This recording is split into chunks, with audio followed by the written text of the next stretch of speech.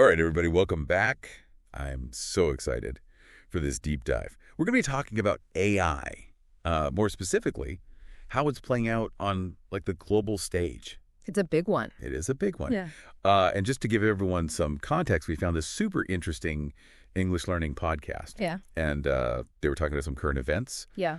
But it's such a fascinating story, and it would be perfect for our deep dive this week. Definitely. There's so much more to unpack here. It's not just about the language, right? Exactly. It's about power dynamics, alliances, and I mean the future in a lot of ways. And all of those things are changing so quickly. So basically, this podcast episode we found, it was talking about this summit that just happened in Paris, right? Yeah. Big AI summit. And the goal of this summit was, they said they wanted to create like a framework, for AI development. Right. They kept using this term, open, fair, and safe, which on the surface sounds good. Sounds great. But then it gets kind of interesting because France, China, and India all signed on, Yeah.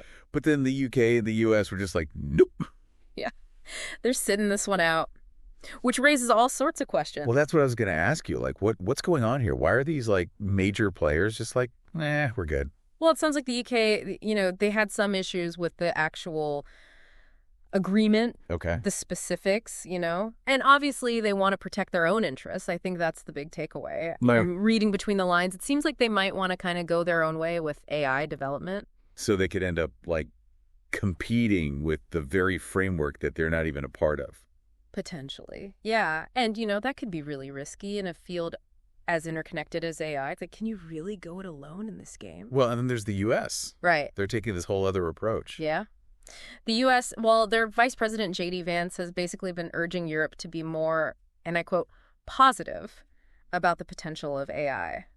Like, don't be so afraid of it. Embrace it. So it's kind of like the U.S. wants to set the tone, the agenda for how all this plays out. It really does seem that way. Which makes you wonder, like, how open is this really going to be? Is it just about who gets to control the tech?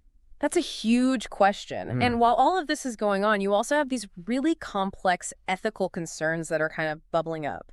And this podcast episode we were listening to, they talked about how India's Prime Minister Modi brought up this really interesting point. Oh, yeah. About the dangers of AI, and specifically how it could be used to generate fake news. Which is terrifying. It's chilling. I mean, it's easy to focus on just like, who's making the most money and who's winning in this sort of global power struggle. Yeah. But like Modi's point about fake news, that adds this whole other dimension. Like imagine an election. Right. Where these, hyper-realistic AI videos are being used to sway voters. And you can't even tell. You can't even tell what's real. Exactly. It really makes you question the whole concept of truth. Yeah. In the age of AI. And I mean, how do you even begin to fight that? Well, I think it really highlights how urgent it is that we have these conversations about the ethical implications of this technology. Like, we can't just be focused on who gets to build the best AI. We need to think about how to protect, like, truth itself. Yeah. I think that's the big takeaway for me, too. It's like, we have this global AI agreement on the surface. But there's all this tension and division underneath the surface. And then you add in this whole ethical layer, like it's a lottie. It's a lot to process. And I think the next few years are going to be super critical in determining how all of this plays out, especially with the next big AI summit happening in India. Yeah, that's right. You know, it'll be interesting to see if there's more of a focus on cooperation or if it's, each country for themselves. Right. Well, I guess that's the question we'll leave everyone with. I mean, the future of AI is literally being written right now. So what role do you want to play in all of this? It's a question we all need to be asking ourselves. I think so, too. Because this technology, it affects all of us. Yeah. And on that note, that's our deep dive for this week. We'll see you next time. See ya.